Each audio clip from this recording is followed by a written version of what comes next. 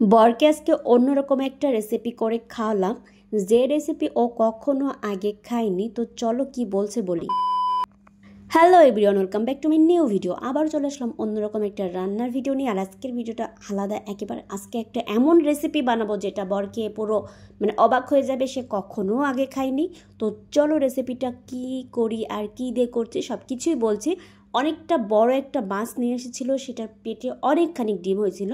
তো ডিমটা কি করব ভেবে ভেবে না পেরে এইরকম একটা ইউনিক রেসিপি বের করলাম। তো চলো, প্রথমে মাছের ডিমটাকে পরিষ্কার করে ধুয়ে একটা বোলে নিয়ে নিয়েছি। তারপর এর ভিতর নুন হলুদ দিয়ে সুন্দর করে ফেটাই নিচ্ছি ডিমটাকে, এইভাবে ফেটিয়ে দেন আমি এটাকে সাইডে রেখে এবার আমি মশলা তৈরি করব। তার জন্য এখানে নিয়ে নিয়েছি পেঁয়াজ মাঝারি সাইজের দুইটা, তারপরে এখানে কিছু পরিমাণ রসুন ঝাল সব কিছুকে আমি ভিজিয়ে এটাকে এখন আমি সাইডে রাখলাম। দেন আমি এটা এই রেসিপিতে ব্যবহার করব আলু, যেহেতু আলু ছাড়া আমার কোনো কিছুই ভালো লাগে না, তাই আমি এটাকে আলু দিয়ে রান্না করব। তো এখানে একটা মাঝারি সাইজের থেকে একটু বড় একটা আলু নিয়ে নিয়েছি। দেন এটাকে সুন্দর করে পরিষ্কার করে কাট করে নিলাম, এরকম আমার পছন্দের সাইজে কাট করে নিয়েছি। দেন হচ্ছে আমি আলুগুলোকে সাইডে রেখে এখন সোজাসুজি মশলাটা রেডি করে নেব। তারপর আমি ব্লেন্ডারে সব কিছু একসাথে নিয়ে এটাকে একটা মিহি পেস্ট করে নিলাম। তো বরকে এই রেসিপিটা করে খাইয়ে একেবারে পাগল করে দেব, এতটা টেস্টি হয় এই রেসিপি।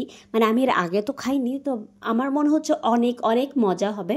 তো এখানে মিহি করে পেস্ট করে নিলাম। দেন এখন আমি সোজা চলে যাব, এখানে আমি কড়াইতে তেল দিয়ে পরিমাণ মতো তেল দিয়ে তারপর হচ্ছে আমি যে মাছের ডিমের পেস্ট করছিলাম সেটাকে এখানে একটা ছোট চামচের মাপে করে দিয়ে দেব।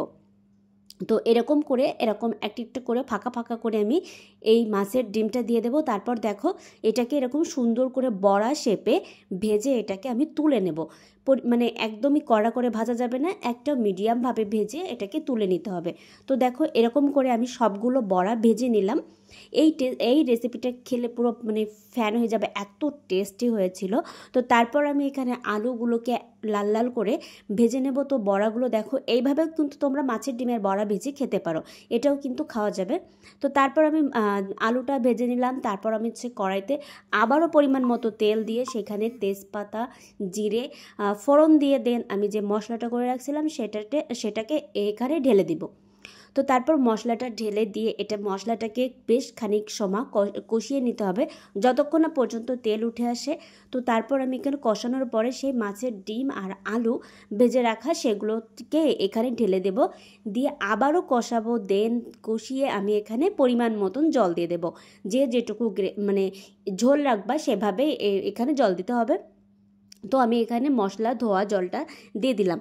তো এই রেসিপিটা একবার খাইলে পুরো ফ্যান হয়ে যাবে। এই রেসিপিটা অনেক মজা হয়েছিল, আমার বর খেয়ে তো পুরো অবাক হয়ে গেছে। যে প্রথমেই বলছে এটা কিসের তরকারি, এটা কী রান্না করছো।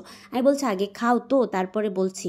তো তারপর সে খেয়ে পুরো মাছের ডিম অর্ধেকই সাবার করে দিয়েছিল, এত মজা হয়েছিল। তো এই ছিল আজকের আমার একটা ইউনিক রেসিপি।